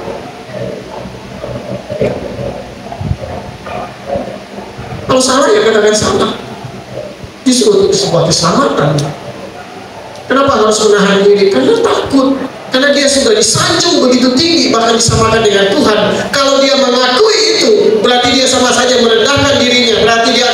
Berarti dia mengatakan, kayaknya saya sama dengan kamu semua yang masyarakat Israel. Nggak mau dong. Ya. Tapi yang di bawah ini sudah bicara kepentingan masyarakat luas. Kita ini sudah mau habis. Mulai dari darah, air menjadi darah, sampai hujannya sudah habis-habisan. Kau masih juga dengan keras kepalamu. Ya. Di sini kita belajar tentang bagaimana kita mengelola ego kita. Jangan hanya karena kekerasan hati kita malah mengorbankan kepentingan yang jauh lebih besar.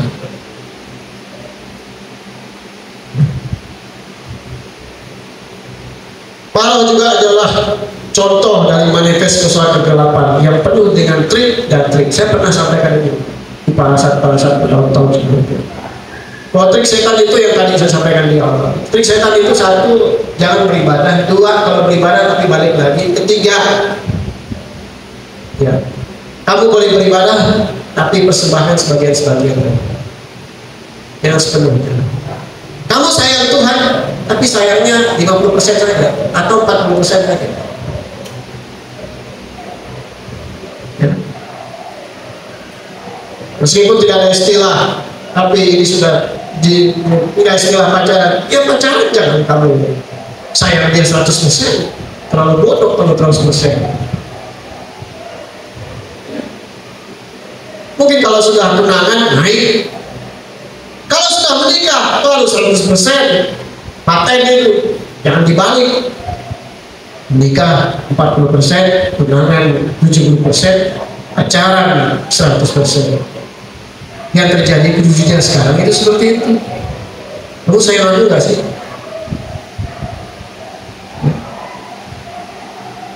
Dibalik.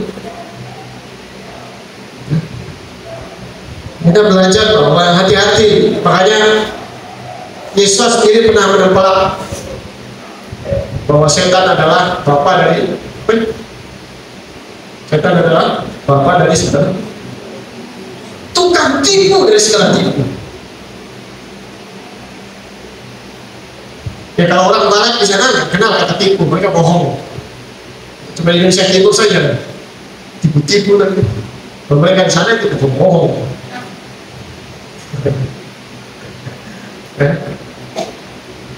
Orang yang seperti tipu berarti masih ada karakter jahat. Orang yang seperti tipu artinya dia tidak jujur dengan hidup. Dia berusaha memanipulasi keadaan dengan cara melakukan pembohongan. Bohong akan ditutup dengan kebohongan. Tapi ada profesor di TV One itu dikatakan, sekalipun kejahatan itu berlari secepat cahaya, tapi satu waktu dia akan ditangkap. Kalau peribahasa orang lain katakan, busuk bagaimanapun pasti akan tercium. Ya. Karena di hadapan Tuhan firman-Nya katakan tidak ada yang tersembunyi, tidak ada yang tertutup, semua akan dibuka. Lebih baik terbuka sekarang daripada Tuhan yang buka. Kuncinya cuma satu kalau jadi Paro, karakternya ada kerendahan hati, itu saja. Semua orang punya background, latar belakang, punya kesalahan, tapi kuncinya cuma satu. Siapapun engkau, tinggalkan jabatanmu, tinggalkan egomu, tinggalkan sanjungan, akui di hadapan Tuhan. Sebagaimana dalam kitab 1 Yakobus 1 Yohanes. Akuilah kesalahanmu satu dengan yang lain supaya kau disembuhkan. Disembuhkan ini bukan hanya berupa penyakit, tetapi hubungan dipulihkan. Makanya setan nggak mau kalau ada yang namanya pengakuan. Karena seperti pengakuan itu seperti menelanjangi setan, mempermalukan dia, membuat rasa tertuduh itu hilang dari orang itu. Karena dia sudah mengakui, ya silahkan saya terima saja. Dia nggak merasa tertuduh lagi, selesai. Ya. Ada seorang pemimpin pujian, dia gembala tetapi pemimpin pujian yang murapi juga. Saya pernah ceritain di Amerika, tapi dia terlibat persinahan apa begitu, saya lupa apa. Tapi intinya kasusnya seperti itu. Satu ketika dengan banyak hal yang telah dia lalui, dia katakan, dia mengakui semua. Meskipun tidak sebagian, ya ada yang keluar, itu hak orang-orang, ya wajar lah, itu hak kembali ke Tuhan. Tetapi sebagian besar bertahan, dan tanda kutip dia sudah berarti masalah selesai. Ya. Sama seperti presiden siapa Amerika Serikat ini, saya lupa siapa, dia kedapatan selingkuh dengan apa begitu, lalu terjadi bulan-bulanan media. Suatu kali dia konferensi pers, dia mengakui, selesai. Apa yang mau media buat lagi? Media mah lebih suka buat lagi, sudah kamu bohong-bohong lagi supaya kita ada objek. Kalau sudah mengaku, apa yang mau diomong? Begitu juga kalau kita sudah di hadapan Tuhan, kalau sudah rendah hati dan segala macam, nggak ada yang lagi mau. Setan nggak bisa tuduh lagi. Apa yang mau setan mau tuduh lagi? Bahkan hati nurani kita pun, ya kita sudah plong. Yang mungkin konsekuensi saja yang harus diterima. Ya, tapi itu jauh lebih baik pemulihan di hadapan Tuhan. Walaupun harus ada harga yang harus dibayar. Ya. Nah, tadi saya katakan Paro adalah manifesto kegelapan yang penuh trik muslihat. Teknik dari si jahat itu adalah teknik kompromi tetes. Tahu teknik kompromi tetes? Komprominya tapi bertahap. Kompromi dulu 10%, kalau enggak mempan, naik lagi mungkin 30%. Hanya tadi dikatakan intinya jangan beribadah. Ada 4 trik setan. Jangan beribadah. Kalaupun beribadah jangan jauh-jauh. Kalaupun kamu beribadah yang laki-laki saja. Terakhir, kalau tidak mampu, kalau sampai mereka lepas, dibunuh Bapak Ibu. Itu sebabnya ketika Israel keluar, Paro tidak membiarkan. Mereka kerahkan sekitar 400 pasukan dengan kereta yang bagus, tapi ditenggelamkan Tuhan. Itu sebabnya kalau orang percaya di Timur Tengah, mereka berhadapan dengan yang keempat, ada tambahan yang nyawa, bahkan divideokan. Sebenarnya mengerikan betul. Tapi bersyukurlah kita yang masih sekarang. Terakhir Bapak Ibu, saya ingin kita melihat ada satu tulah, yaitu tulah ke-9. Kenapa tulah kegelapan ditaruh ke nomor 9 sebelum kematian anak sulung? Sebenarnya ini adalah satu kode bahwa peristiwa alam akan terjadi sebelum keselamatan itu dinyatakan. Kitab Wahyu sudah jelas, tadi kita sudah baca. Lalu keselamatan yang pertama kan, redemption pertama, Tuhan menyelamatkan Bani Israel sebagai gambaran Yesua yang dikorbankan. 2000 tahun kemudian Yesua melakukan. Pertanyaannya, sebelum keselamatan ada nggak peristiwa alam yang terjadi? Dari jam 12 sampai jam 3 sore ada peristiwa kegelapan. Pada jam 3 itu Yesua berseru dan menyerahkan dirinya kepada Elohim. Memang tidak diceritakan secara detail kegelapannya kayak bagaimana, tapi coba kita lihat dulu.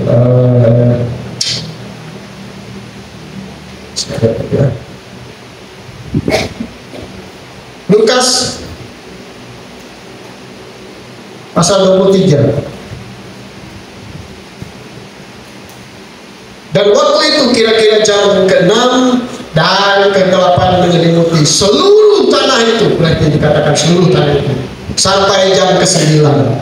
Bukan jam 9 ya, jam ke-9. Artinya dimulai dari jam 6. Berarti jam 6 itu jam pertama, berarti jam 9 itu sudah jam 3. Dan matahari, perhatikan, kegelapan itu bukan karena gelap, tapi juga dikatakan matahari menjadi gelap. Artinya tidak ada sinar sama sekali. Dan tabir di tempat suci terbelah di tengahnya. Dan saat itu firman-Nya lanjut berkata, dan sambil berseru dengan suara nyaring, Yesus berkata, ya Bapa, ke dalam tangan-Mu aku menyerahkan rohku. Dan sesudah mengatakan itu, ia menghembuskan nafasnya. Yesus mati, dikuburkan, bangkit, dan menyatakan kemenangan bagi orang yang percaya. Hal yang sama pun sedang kita nantikan. Dan kitab suci sudah berulangkan. Kalau tadi dibacakan dalam parasat Yoel pasal kedua, kegelapan pun menyelimuti. Ya. Jadi dengan kata lain, siklusnya sama. Tuhan pun akan bekerja. Mungkin ya, ini tafsiran saya. Ada peristiwa-peristiwa yang akan terjadi di sekitar kita, di mana kita akan secara pasif melihatnya. Bagi orang yang percaya, dia akan diluputkan. Tetapi ini mungkin tafsiran saya masih sebatas maafkan. Tapi kalau ada pewahyuan turun dan orang-orang percaya harus terlibat aktif di dalamnya. Dengan kata lain, penebusan akhir itu sudah semakin dekat. Artinya kedatangan Mesias yang kedua semakin dekat. Sama seperti tulah anak sulung. Bukan hanya kematian kita lihat saja, tidak, harus terlibat. Tua-tua sebelumnya mereka nggak ikut, cuma tahunya dengan tiba-tiba air jadi darah. Dan itu pun digosip tidak kena. Ya, kegelapan menyelimuti. Coba kita lihat kembali kegelapan.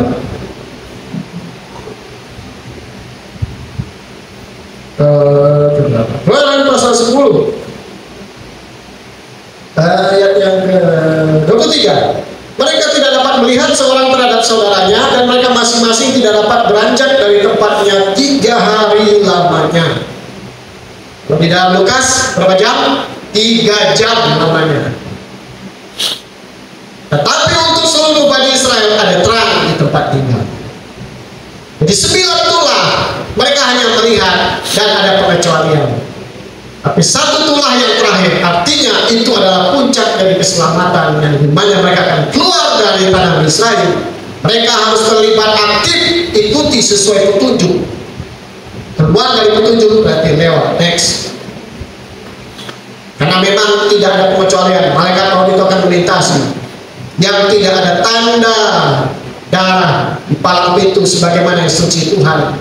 Setiap yang sulung di dalam itu mati total, tidak terkecuali termasuk Bani Israel. Tapi Tuhan meluputkan dengan cara apa? Kalau yang tadi itu pasif, ya pokoknya Israel jangan. Ini enggak, Israel kamu harus terlibat.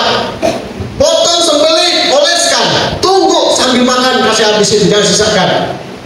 Ya. Nah tiba-tiba, wah, terdengar perangan kematian. Dan hari itu Tuhan memerintahkan Mose dan Harun, pegang semua tongkat, berjalan maju. Tapi sebelum itu Tuhan katakan, roti semua Bani Israel, minta.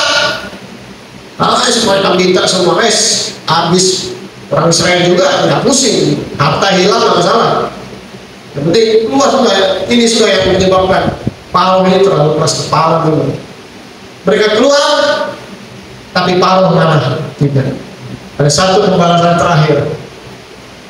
Ya. Itu sebabnya kenapa orang-orang percaya yang di hari akhir akan terjadi peperangan di lembah Megiddo itu, mana Yesus akan turun memimpin. Ya. Maka terjadi peperangan. Itu juga yang terjadi. Sama persis, khusus peperangan akhir dikatakan. The last war, peperangan akhir. Yesus yang pimpin sendiri. Ya. Jadi hari ini kita belajar bahwa kita mesti aware, mesti waspada dengan hari-hari. Ya.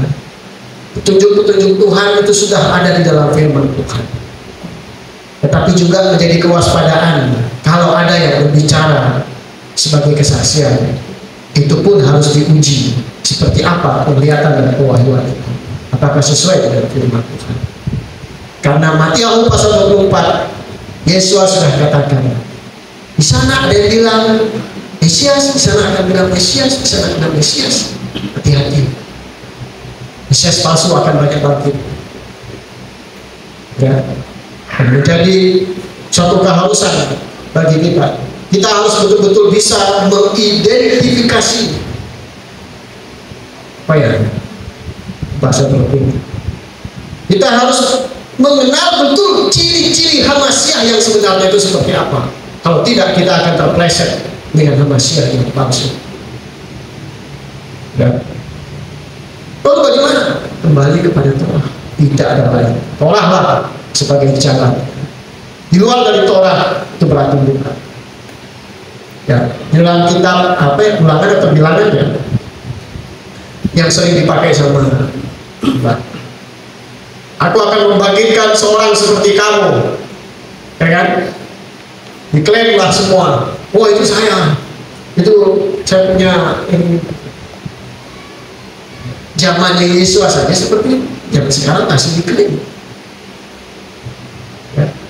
Kita mesti waspada, aware hari-hari ini, ya, agar kita jangan terhanyut, ya. Itu kenapa kalau kita mesti terlibat aktif di dalam kegiatan Tuhan, ya, beribadah, kita belajar untuk setia dalam seluruh panggilan Tuhan. Agar satu kelak kalau ada instruksi, entah itu lewat personal atau pribadi orang-orang, untuk meluputkan orang-orang percaya, jadi kita nggak kaget karena kita sudah terbiasa. Dan gereja di tempat ini tidak meninggikan satu orang, gembala atau apa enggak, semua harus bisa. Tidak ada yang didewakan di tempat bagi kita semua. Yang cuma satu kepala, yaitu Yesus. Tidak ada yang lain. Jangan pernah meninggikan kepalamu, jangan pernah meninggikan evangelis, jangan pernah meninggikan pengurus, nggak ada. Ya, semua kita sama. Ya. Bapak yang memberkati, maju terus, tetap setia. Saya bersyukur parasan demi parasan itu seperti gelombang. Anda tahu gelombang? Gelombang itu diawali yang kecil. Puncaknya dia akan menghantam besar. Parasan pun demikian. Makanya kenapa ada parasan di kitab Beresit. Beresit itu apa? Permulaan. Tapi di awal-awal itu, ya, sama seperti bola salju, digelitik kecil, makin ujung-ujung makin besar. Kita pun harus siap, ya, siapkan kantong anggurmu, jangan yang lama nanti robek. Selalu setiap ibadah, setiap apa, sediakan yang harus yang baru. Ketika anggur itu masuk, gitu, kita siap, nggak robek. Kantong itu kan cuma dari kulit, anggur itu, kulit itu mudah rusak, apalagi kalau tidak sering-sering dirawat, ya.